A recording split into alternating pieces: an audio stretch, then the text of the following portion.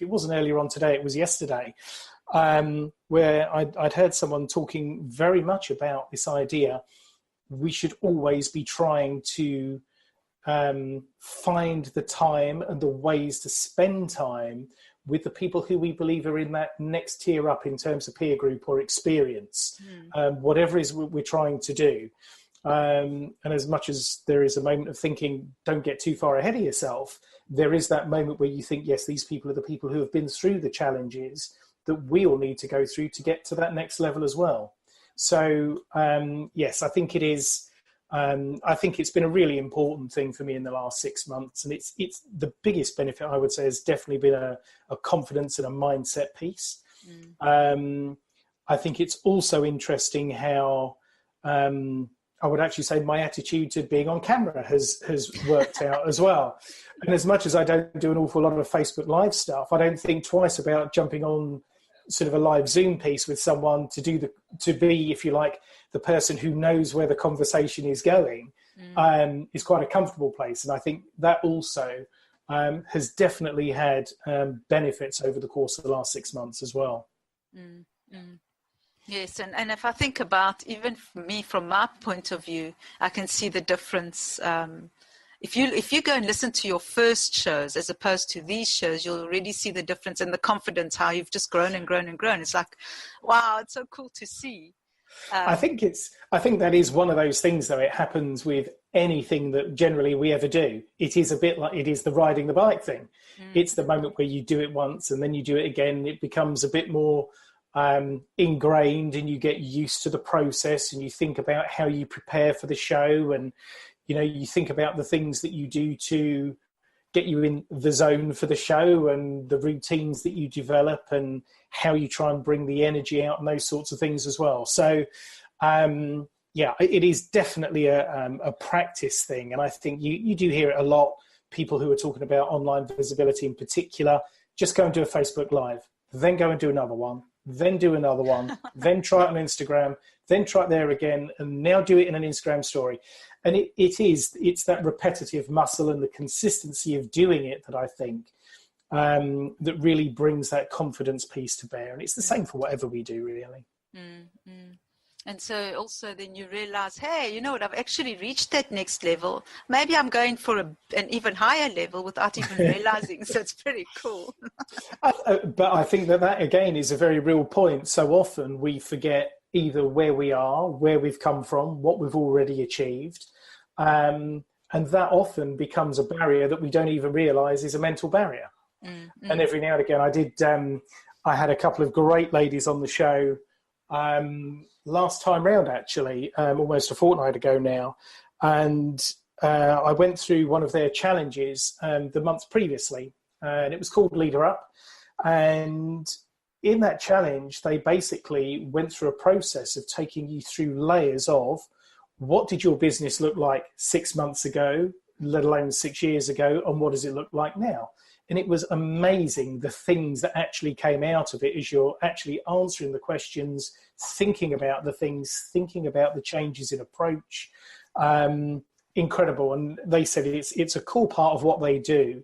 Every 6 months in their business, they go back and very intentionally reflect upon where they have been, what they've done, what their experiences have been in that 6 month period, to look at how they want to change things going forward or modify things going forward, or ultimately decide, yep, no, we're on the right path. We like what we were doing. This stuff worked really well. Let's just keep this piece going.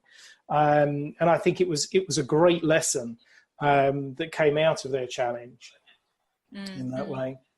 I'm sure, because you tend to, because you're so busy focused on what you need to do and ticking those things off. I've got this, you don't realize what you've actually done and how far you have come. So that must have been a brilliant exercise to do. I think one of the other things that seems to have been a bit of a theme, certainly, probably through 2018 online, I think, is how people have embraced this idea more readily of not so much doing less, but feeling that they are forced to be in so many different places. We've all seen it, big names that have shut down Facebook groups, that had thousands of people in them. There are people who have been shutting down membership groups. So, all sorts of things with established businesses where people have decided for one reason or another, it no longer aligns with whatever it is that they are trying to achieve now in the next iteration of their growth. And I think it serves as a great lesson. It's not to say that, things should be around for 2 minutes and then we move to the next thing and the next thing and the next thing. These are solid businesses and decent sized businesses that people have built over a period of time, that they have worked out what the next thing is, but worked out they have to release something as well to make the space for that next layer. And I think it's an important lesson, actually, that we all need to learn about that piece of evolution, about how we adapt, how we feel ready to take on the next piece of learning, the next piece of education, the next member of staff, the next piece of expense, whatever it might be. We all go through this process in lots of different ways where we do need to keep things moving along and evolving all the time. And again, it's a mindset, because a lot of times, you think, well, I've made this decision. I can't actually, go and change it because, I don't know, just crazy, because you think, oh, I can't do that because what will people think or what will people say? So you need to start going inwards. It's a lot of what people are saying now, and it's a lot of what we've got to do now is just say, enough, it's what I need to do. And if I need to close that business, I need to have the courage to just do it, to move on. So I love that, actually. Absolutely. It's interesting, actually, because you think about, I'll say, the classic sort of 9-to-5 thing and the concept of going to work unhappy in the morning and dreading the Monday morning and all those sorts of things. And yet, even in the online world, it's easy to gather the wrong kind of clients who don't do the work, who don't respond, who think that they have a right to phone you morning, noon, night and day, despite the fact that's not the agreement that you're in with them. All these sorts of things, it doesn't just mean because we're not in a 9-to-5 world that the online world is any easier. It still brings a lot of the same sorts of problems. And I just think, yes, it takes a lot of courage to say, do you know what? I can't deal with that client anymore. I have to gracefully release, let them go, and be confident that the work that we're doing will attract the right kind of people, will adapt our messaging, we will work out why we did decide to work with them in the end and why we thought it was a good thing at the time. And maybe they've evolved as much as us. And maybe they've moved on faster than we were ready for. So, it's not only about us. It can very much be a client-led thing, as much as quite often it can be a supplier-led thing that helps us decide it's time to change suppliers as well. So, there's all sorts of factors in there, but I don't think it hurts to freshen things up, but we definitely do need to get more confident about releasing the things that consume energy rather than add to it, I think. There was someone, I think it was Greg Reed, who said that if it feeds you, if it feeds you, feed it. If it eats, let it go, or something to that effect. And that's exactly what you were saying. So that's pretty cool. It's a tough decision, but people, we hang on to things for so long because we can't think about life without them. When in actual fact, it could well be the thing that's actually stopping us achieving the next thing. Exactly. So, we end up in this ridiculous sort of circular motion where it takes us so long. But you see it all the time in corporate world as well. People knowing that they should be releasing people because they're not right for the business. But they hang on to them because they just can't think what it's like without them. So it happens all over the place. Our brains actually sometimes can be our worst enemies because they just keep us stuck there. Absolutely. And so much of it is very much around the mindset piece. That moment where you think, I'm recognizing that today is a good energy day. I'm getting things done. I'm, if you're a list maker, you're crossing things off that list, whatever it might be, or you feel that you're in a great creative mindset at a moment in time and the words are flowing or the concepts are flowing, whatever it might be. And then there are times, I think, where we realize, no, today is not a day where we feel good. And actually, quite often the best thing we can do is just stand back, do the things that don't take brain power, that we still feel we've moved forward a bit, but not on the big stuff maybe. But it's the momentum and the small changes and the small steps that we take every day that really build and give us the energy for the bigger leaps that we take at points in time. I love this, Jason. But now tell me, let's just let's just divert, because I could speak about this all day, right? But it's such a big topic. That's the thing. But tell me a bit about, so you've got your business, you've got your podcasts, all very cool. What else are you doing? What other exciting projects are you? So in the course of this year, I've also taken on Profit First effectively through the best-selling book by Mike Michalowicz, well known within the entrepreneurial space. But very much geared towards entrepreneurs and how entrepreneurs handle money, or maybe I should say don't handle money, but which is kind of the point and the reason the book exists, amongst other things. But that's been a very interesting shift for me and a slight change in emphasis.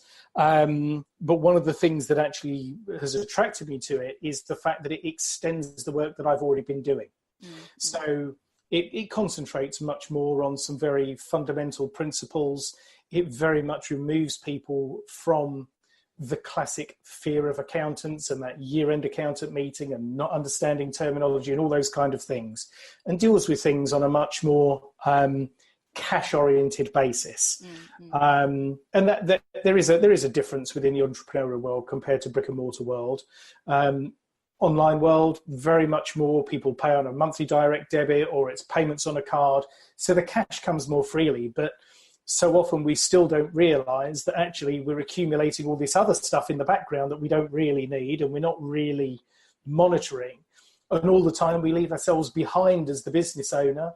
We don't pay ourselves first, we pay ourselves last. We don't make sure that everything we do actually has profit as part of that commercial imperative set behind it.